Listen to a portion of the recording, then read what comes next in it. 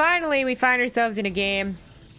The best of 5, you know, the PVZ. In the bottom right, as the yellow Protoss, he is Ting's Neeb. In the top left, as the red Zerg, it is JonSnow for Systrom Gaming. Obviously, Ting Neeb, the only player on Ting. Maybe they'll change in the future. That would be awesome. But I'm sure they're pretty happy with their pickup. Over a year old now, I guess, being on the team. And so I don't think they've been treating him rather well. Zed Ting is an awesome company, so check out btv.ting.com to learn more. But this PVZ, unfortunately, as much as I want to hype it up, I think everyone will be thinking 3-0 in Neeb's favor. He had a couple of missteps at Kings of the North, where actually all the players today played. Masa versus Scarlet is a rematch. JonSnow versus Neeb is not, but maybe Scarlet Neeb would be. Or, well, that would be too. I was going to say Scarlet JonSnow as well, but... no, Scarlet vs. JonSnow didn't ever happen. Well, anyways, despite my memory, the point is there are going to be a lot of rematch potentials here. Obviously, one will happen if Masa shows up. But Neeb, as many mishaps he had against Scarlet, she would be the only one I would think that he would expect to take any games from him.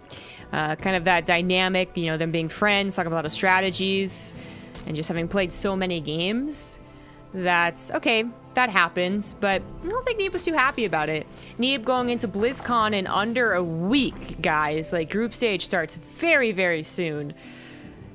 Do you really expect yourself to lose to any North Americans, as harsh as it is to say, but gotta say it? I don't think that's what you want. So while I've said before, I think in the last time we saw Neeb, in whatever tournament we were casting, maybe the earlier rounds, I think he would look at this and say, I shouldn't lose a single game.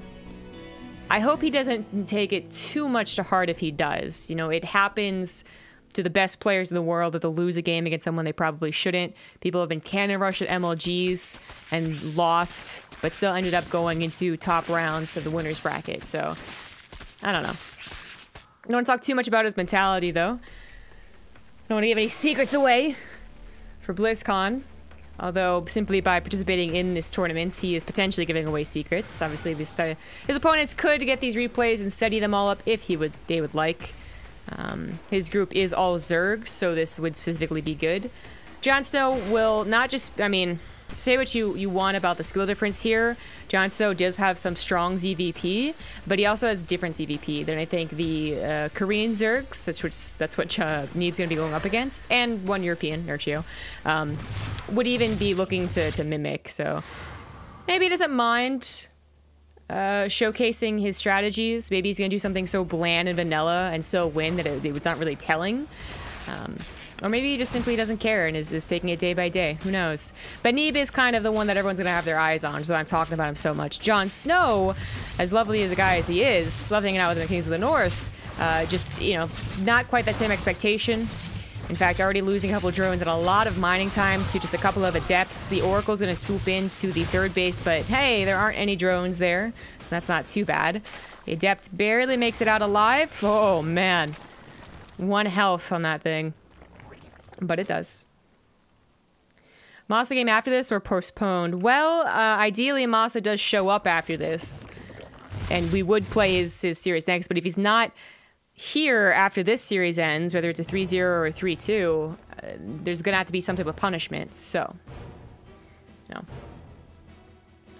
Thanks for your Stalker Rush YouTube video. Works for me almost every time. Glad to hear it. I do have a lot of build orders up on my YouTube. A little bit lazy on YouTube lately, though. Been a little bit busy on some other things that are happening, but I'm glad to hear that people are utilizing it.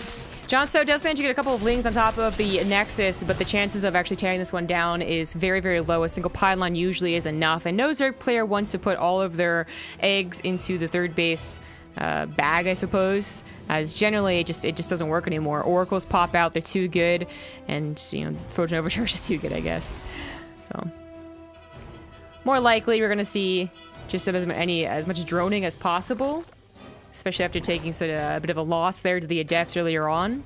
And then scouting the follow-up from Neeb, because that is kind of the question, right? You know it's a Stargate, you're going to expect a Stargate almost every single game, but then what is the follow-up? Because there are so many available to any type of player. You have mass oracles, literally mass oracles. You have, whoopsie-daisy, you have people going into carriers right after, which is pretty dangerous, but can't happen. You have Charge Lot Immortal following it up immediately. Neeb did this at Kings of the North, and I'm still kind of wondering about the potency of this, I guess, the actual usefulness of going right into double robo immediately after. So notably, this doesn't give him a Twilight Council tech, which usually I would say most people argue is instrumental to this matchup. First, you get Charge or Resident Glaives, or hell, even Blink. Sure, why not? But then you get Templar Archives or Storm exists, and that's where suddenly PvZ feels like, you know, Protoss actually has a decent shot.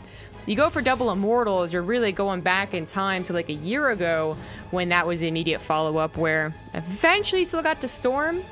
So this makes your robotics be a little bit awkward.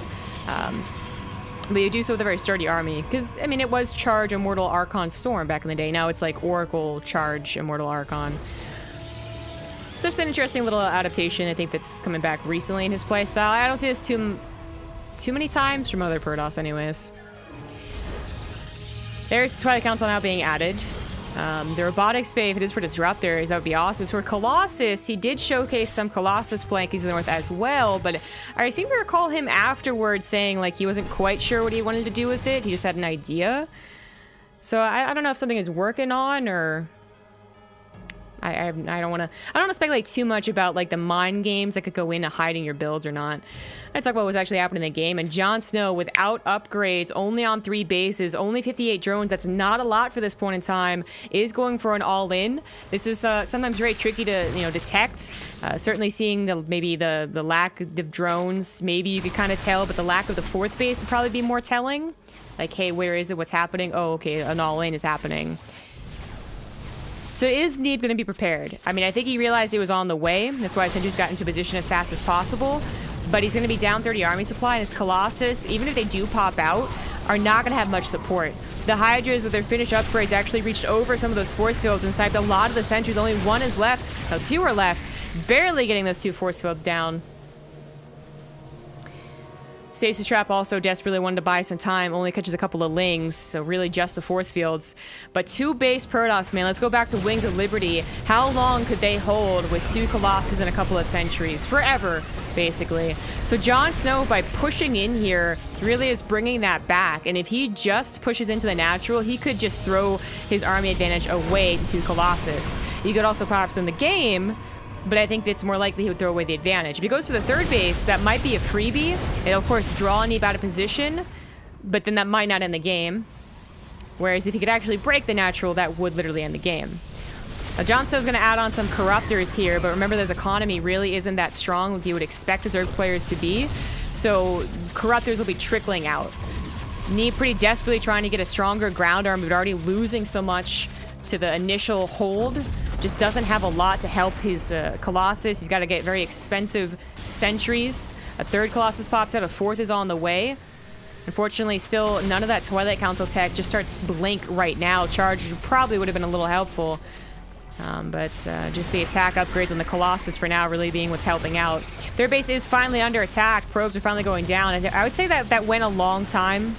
That was actually a crucial amount of mining that Johnson was not able to disrupt. And now 4 Colossus, even with a huge concave, JonSnow is having difficulties tearing them down. He does grab one of the Colossus. Another one is getting very, very low. He's losing the Sim City at the front of his natural base, but he manages to keep it alive. More and more probes have gone down as 2 Hydras snuck into the back of the base. But JonSnow, keep in mind that if he loses this army, replacing it's going to be very difficult.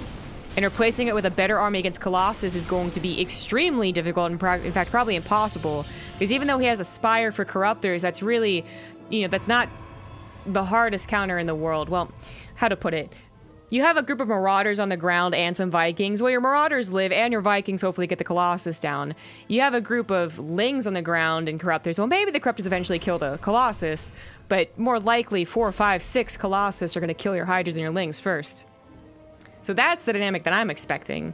Now, Neeb did take some economic losses, but funnily enough, you know, mining out of his bases, just as JonSnow is, he was able to transfer some probes. 4th base had been saturated during that engagement, but still on a fairly low drone count. Again, you're expecting maybe even up to 70 drones in a normal PVZ. And again, no upgrades. So Neeb has +2, and finally some Twilight Council action with Blink here to JonSnow 0-0.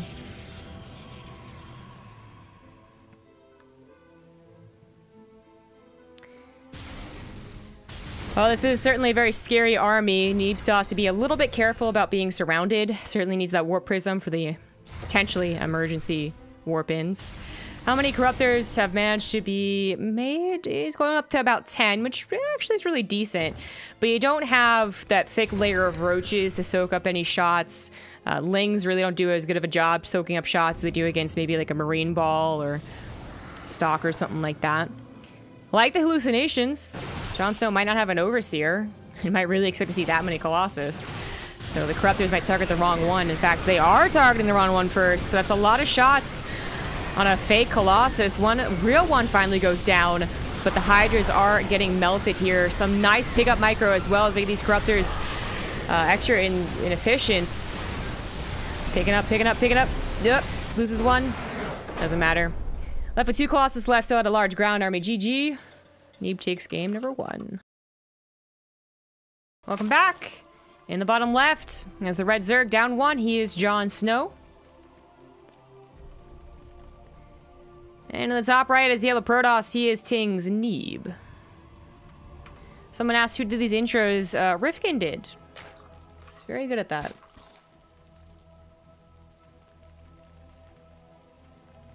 And you just cast for like 8 hours? No. I streamed for about 4.5.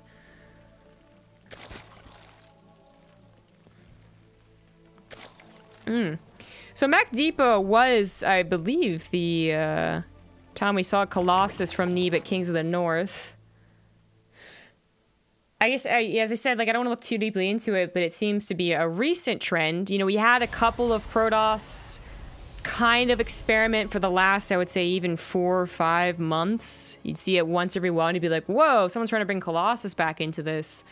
But they never really stick with it, so that I had to study it too much, I guess, as for my side of things. I don't know if it's the same case for Zerg players, if it's also so kind of so rare that they are also thrown off by it.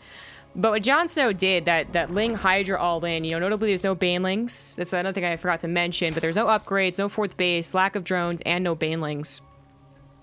So really making it bare bones and trying to hit a certain timing, I think would work beautifully against someone who doesn't scout it, first of all, which is unlikely because they get oracles first.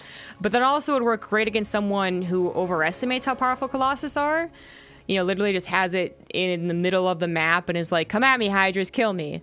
But Neeb played to the Colossus' greatest strength. Well, there's a lot of strengths Colossus has, but one of them.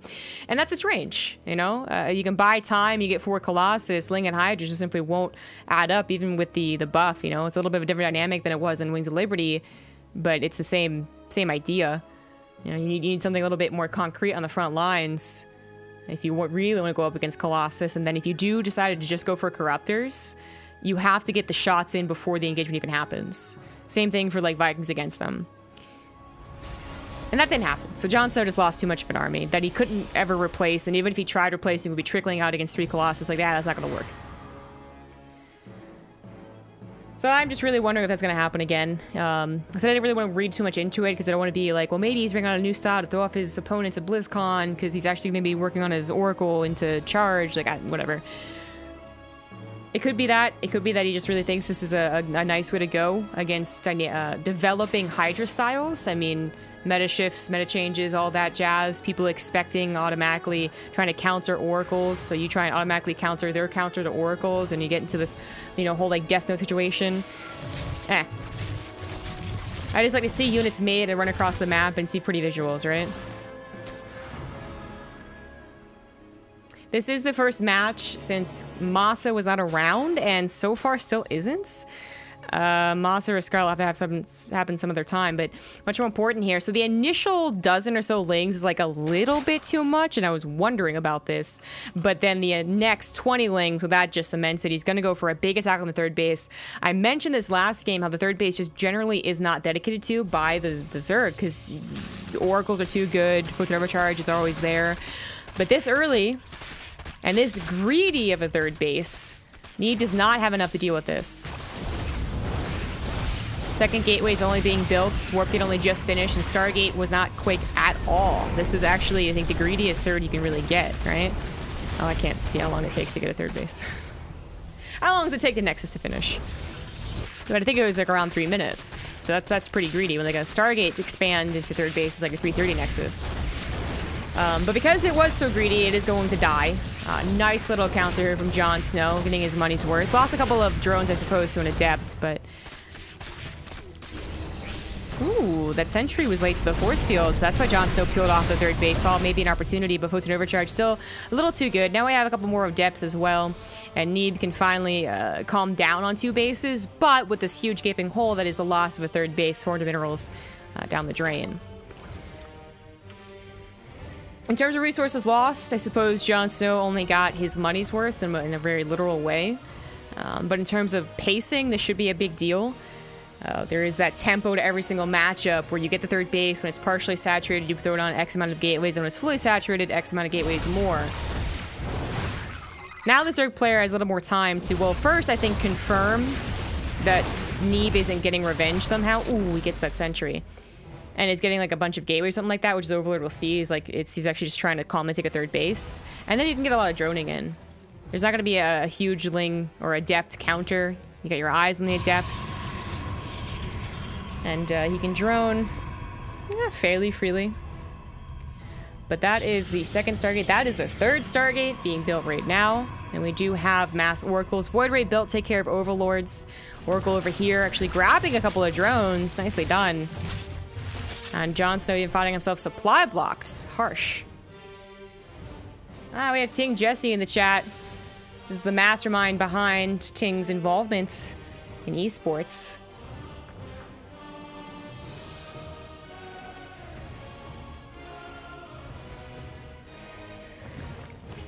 I was gonna say that Queen has a job to do. So the Oracle did see the lair on its way, I suppose. You know, you really have to see very much more. You're going to be waiting to see if they have a Hydralisk in or a Spire, so it's a timing issue. And now Neeb should be trying to get in there and get scouting, because he does need to know how JonSnow is going to react to his triple Stargate, which I'm not sure he actually scouted. Now, I saw second Stargate, which is kind of good enough. And JonSnow is immediately, third option here, immediately going to go into the Infestation Pit. We do see the return of the Spire, but it can be a little bit tricky to use correctly, and the Hydras, well, sometimes you feel like they're the easiest thing to use.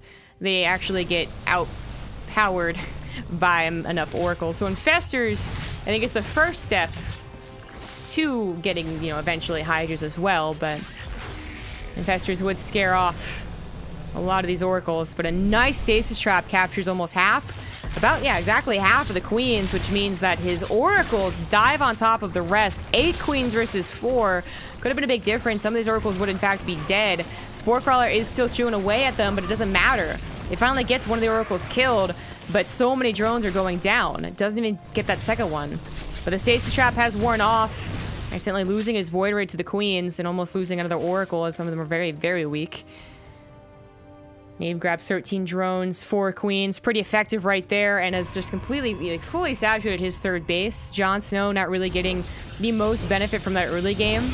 Yeah, I killed the Nexus. It did take a lot of lings, but I think some supply blocks, and then not correctly preparing for the oracles was obviously a big deal.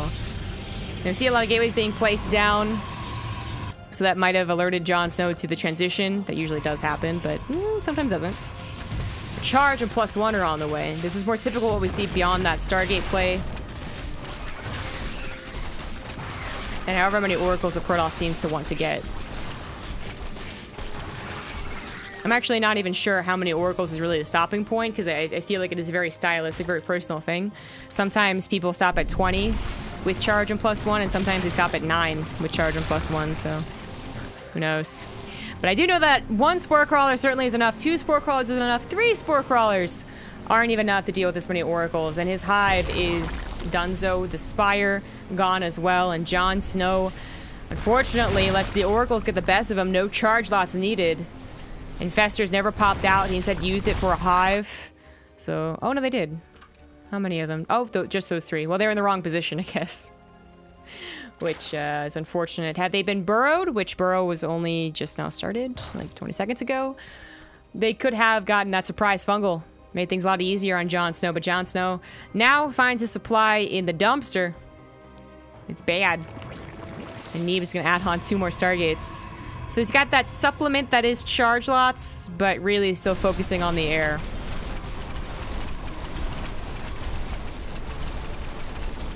Neeb always abusing the meta. Wow, a player always using what's going to get them victories. Who'd have thunk it? What a guy. Oh, JonSnow is not looking great. He's got 1/1 upgrades, but does that really matter? 70 supply difference. Charge lots run forward. I would say usually to their death because it's only the charge lots right now, but there's just like, there's no banelings. The queens can barely take care of this. The oracles are being very hesitant. They know there's infestors out here. They got revelation on them. So they're letting the charge lots, I guess, take care of whatever they can. Maybe force out some of those oracles or the fungals. None of them went off, but then he dives in after spreading his oracles. Only 1 fungal does nothing. GG. Neeb takes game number 2. Almost messed up the ad break. Gotta remember there's no delay. In the top left, as the red Zerg, he is JonSnow. And in the bottom right, as the yellow Protoss, he is a Neeb. Sending out that probe already. Not expanding on the low ground either, which I think he did last 2 games. Maybe it's another Loper thing. Apparently Neeb is quite looking forward to, I guess confident wasn't the word used, so, but he's looking forward to his first match against Rogue. Should be fun. Rogue's one of the best, if not the best Zerg in the world right now. I think we were figuring that out months ago when he started participating in the online cups. I'd say his GSL performances weren't really, like, amazing until the GSL Super Tournament. And then that's where everyone was like, oh shit, Rogue's great. Because SSL was, like, not prestigious enough, and he didn't really have any other performances, but he broke out very quickly, I think, with a vengeance. But that's another dude. He's not even here today, so I'll talk about him later. The natural base has to be taken at the 3rd since Neeb got such a quick probe out and about. Went for that Nexus after Gateway. This is typical to Protoss. And we'll have to see if JonSnow has any tricks up his sleeve. He went for the Link attack on the 3rd base, which I would argue still did enough damage. There's always that, you know, fact that it was resources lost equalizer, but the tempo, as I had mentioned, should have been thrown off. It wasn't. In fact, JonSnow was the one that got the Oracle right to the face and got his game thrown off, so maybe someone analyzing that would disagree with me, but I thought his Link thing was okay. The rest of the game just went badly, and in the first game he tried to Ling Hydra all in, and that looked like it was going to do okay, but then not being able to break the natural was pretty deadly. He calmly dealt with that, so what is it this game? It's going to be a Roach all in. There it is. Rogue did win Season 1 of the Ting Open, that is correct. With 4-0 over Mana, I believe, so one of the more disappointing finals. But hey, at least it was Korean versus Foreigner.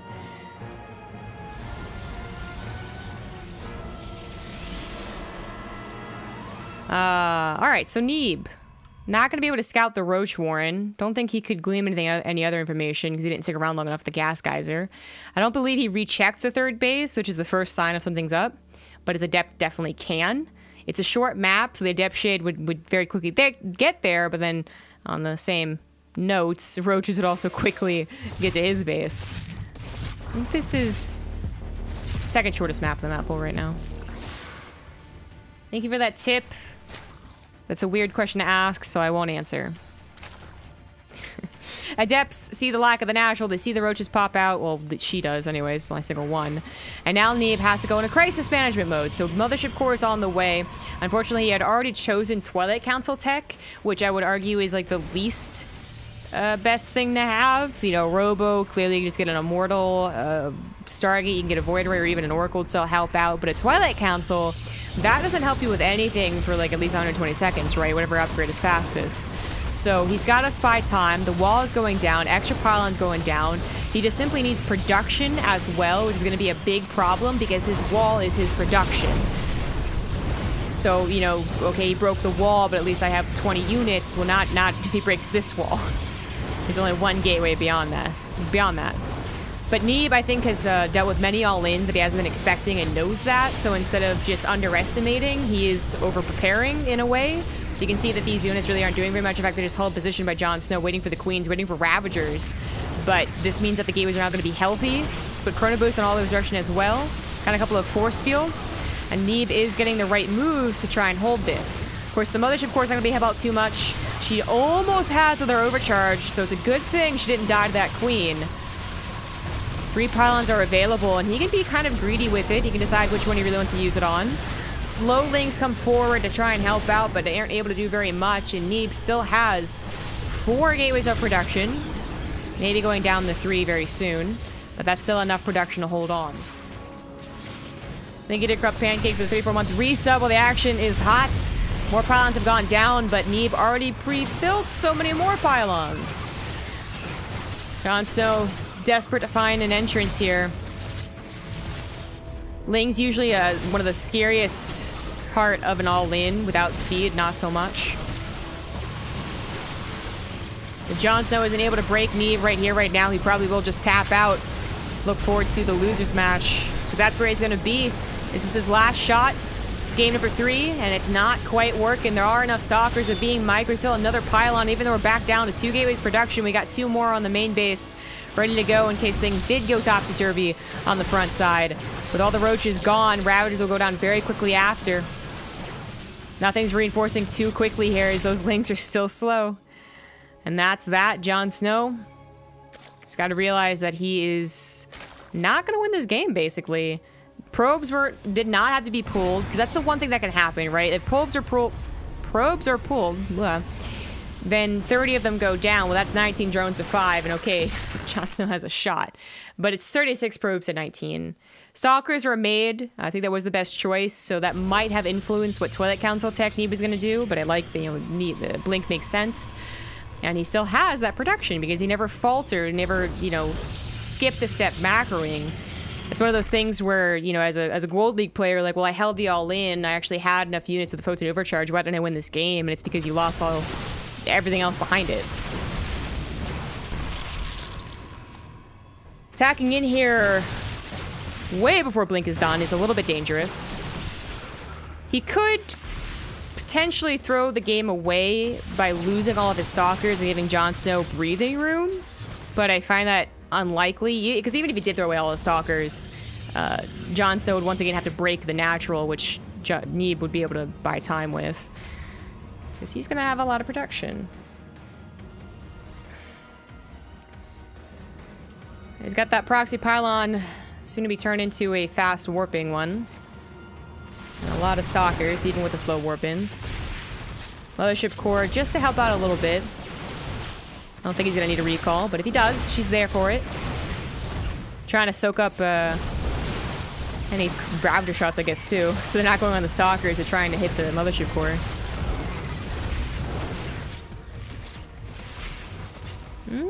Getting quite low and actually use a time warp. Not that that's very helpful.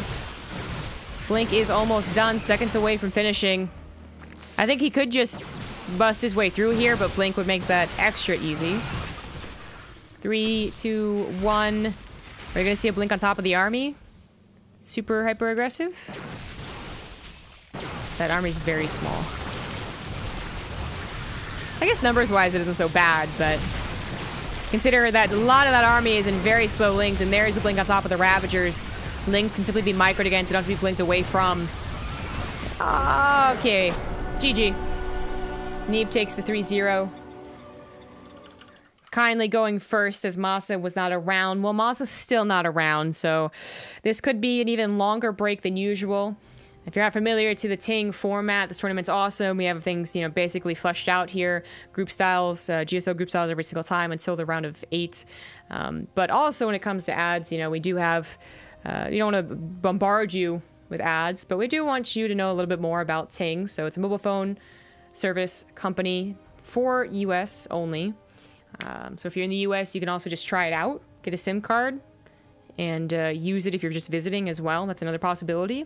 But to learn more by yourselves, you can go to btv.ting.com to learn more while watching this broadcast. Just watch these upcoming advertisements. But always a little bit bigger of a break in between the series. I say it might be a little bit more because we're going to have to find Masa. If we can't find Masa, then he's going to be bumped down to the losers match, and we're going to go directly into Scarlet versus Neeb. Which, hey, that's a pretty good match. Rematch upon rematch upon rematch. These guys have played over like 50 times in the last year or something like that. Something crazy, I don't know. But, yeah. Is he here? I have to give another 10 minutes. Let's take... Anyway. Alright, so now you know what's going to happen. Here they come. Thanks for watching, everybody. We're going to be getting into, ideally, Scarlet versus Masa, but to be honest, probably Scarlet versus Neeb, so stay tuned.